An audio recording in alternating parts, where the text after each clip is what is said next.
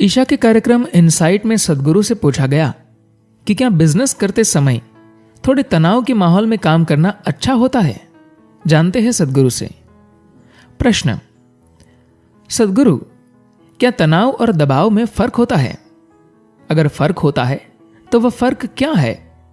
क्या healthy pressure जैसी भी कोई चीज होती है? सदगुरु कहते हैं, ये वाकई अफसोस की बात है कि जो लोग कामयाब है वे प्रेशर की बात कर रहे हैं, प्लेजर की नहीं। कामयाब लोग ये संदेश दे रहे हैं कि कामयाबी एक पीड़ा है। यह एक बहुत ही गलत संदेश है, क्योंकि कामयाबी मानव जीवन में सबसे मधुर चीज है। चाहे वो आपका बड़ा कारोबार हो या फिर घर पर किए जाने वाले छोटे छोटे काम हो, या फिर गोल्फ में शॉट लगाने की बात हो, या अपना नाक पोंछकर टिश्यू पेपर को डस्टबिन के अंदर फेंकना हो।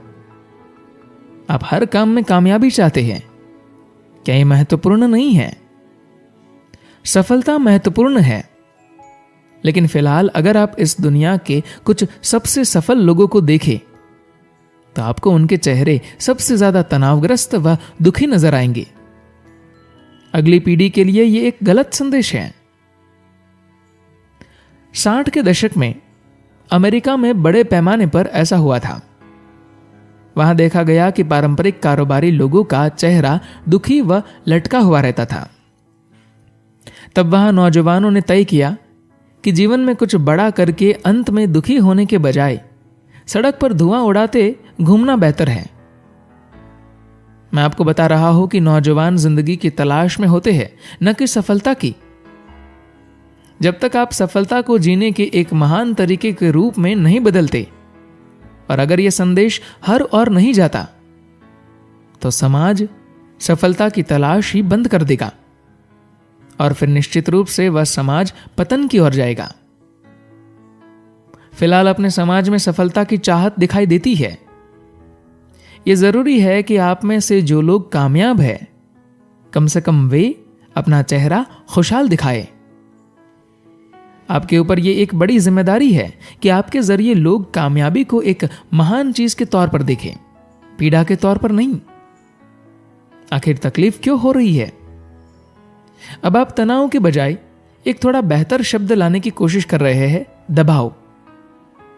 आप इसे कारोबार की खुशी क्यों नहीं कह सकते? आप पर दबाव कब होता है? आप दबाव तभी महसूस करते हैं जब आप किसी ऐसी स्थिति का सामना करते हैं जिसे संभालना आप नहीं जानते, है ना? मान लीजिए कि फिलहाल मैं अशिक्षित हूं। ऐसे में अगर कोई मुझसे अपना नाम लिखने के लिए कहे तो मैं दबाव में आ जाऊंगा, क्योंकि मैं अपना नाम लिखना नहीं जानता। अगर रोज आप ऐसे हालात का सामना कर रहे हैं जिन्हें आप संभालना नहीं जानते, तो इसका मतलब है कि आप लगातार विकास कर रहे हैं, एक जगह पर ठहरे नहीं हैं। अगर आप रोज एक जैसी समस्याओं का ही सामना करेंगे जिन्हें आपको अच्छी तरह से संभालना आता है, तो शायद इसका मतलब है कि आप कहीं कोई तरक्की नहीं कर रहे, आप वहीं ठहर कर रह गए हैं। जब आप कहते हैं कि मैं नई स्थितियों का सामना नहीं करना चाहता, तो अचेतन रूप से आप कह रहे होते हैं कि मैं आगे नहीं बढ़ना चाहता, मैं चुनौतियों का सामना नहीं करना चाहता। इसका मतलब हुआ कि आप हमेशा के लिए एक जगह रुक जाने का फैसला कर रहे हैं। इस स्थिति में एक खास तरह की सुविधा तो है, लेकिन सुविधा इंसान को खत्म कर सकती है। अगर आप काम के बोझ से थक कर और निढाल होकर मरते हैं तो यह चलेगा, लेकिन अगर आप बोरियत से मरते हैं तो ऐसी जिंदगी भयानक होगी। तो इसे आप कोई दूसरा नाम देने की कोशिश मत कीजिए। बस एक बात समझने की कोशिश कीजिए कि अगर आपका शरीर आपसे निर्देश लेता है तो आप सेहत को चुनेंगे या बीमारी को?